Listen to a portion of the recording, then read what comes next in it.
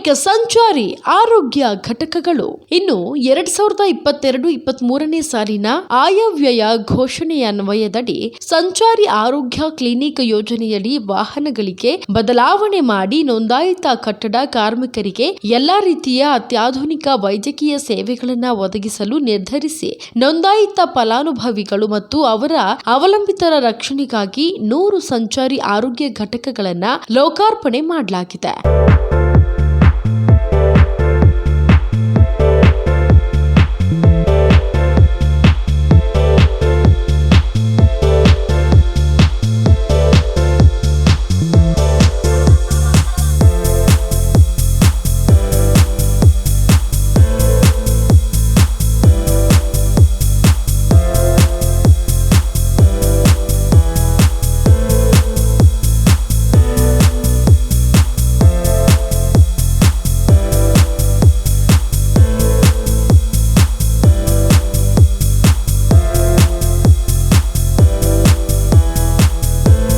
ಕಾರ್ಮಿಕ ಸಚಿವ ಸಂತೋಷ್ ಲಾಡ್ ಅವರು ಈ ಯೋಜನೆಯನ್ನ ಜಾರಿ ಮಾಡುವಲ್ಲಿ ಸಾಕಷ್ಟು ಶ್ರಮಿಸಿದ್ದಾರೆ.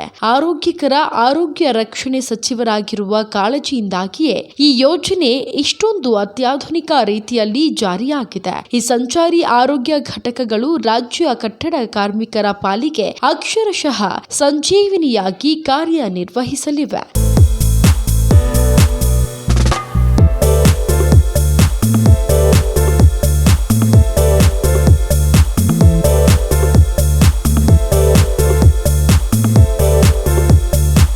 ಕಾರ್ಮಿಕರು ಕೆಲಸ ಮಾಡುವ ಸ್ಥಳಕ್ಕೆ ಹೋಗಿ ಈ ಸಂಚಾರಿ ಆರೋಗ್ಯ ಘಟಕಗಳು ಆರೋಗ್ಯ ತಪಾಸಣೆ ನಡೆಸಲಿವೆ.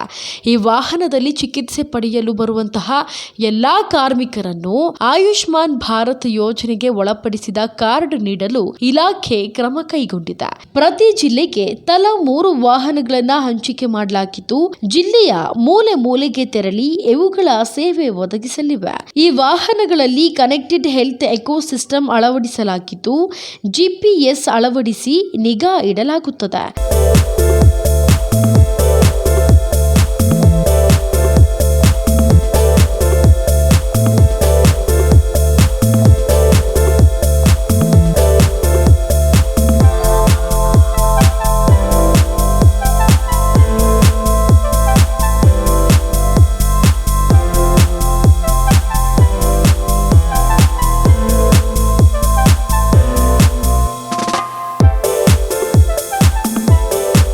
ಕಾರ್ಮಿಕರಿಗೆ ಡಿಜಿಟಲ್ ಆಧಾರಿತ ವರದಿ ನೀಡುವ ವ್ಯವಸ್ಥೆ ಇರಲಿದೆ. ಇನ್ನು ಬೆಂಗಳೂರಿನಲ್ಲಿ ಕೇಂದ್ರೀಕೃತ ಕಮಾಂಡ್ ಸೆಂಟರ್ ತೆರೆದು ನಿರ್ವಹಿಸಲಾಗುತ್ತದೆ. ಈ ವಾಹನಗಳಲ್ಲಿ ಅತ್ಯಾಧುನಿಕ ವೈದ್ಯಕೀಯ ಸೌಲಭ್ಯ ಉಪಕರಣಗಳು ಕೂಡ ಇರಲಿವೆ. ಇನ್ನು MBBS ವೈದ್ಯರು, ನರ್ಸ್ಗಳು, ಫಾರ್ಮಸಿಸ್ಟ್ಗಳು, ANM ಮತ್ತು ಲ್ಯಾಬ್ ಟೆಕ್ನಿಷಿಯನ್ ಇರಲಿದ್ದಾರೆ. ಇವರಿಗೆ ಜಾರಿಗೆ ತಂದ ಕಾರ್ಮಿಕರ ಆರೋಗ್ಯ ತಪಾಸಣಾ ವಾಹನಗಳಿಗಿಂತ ಇವುಗಳು ಅತ್ಯಾಧುನಿಕವಾಗಿವೆ.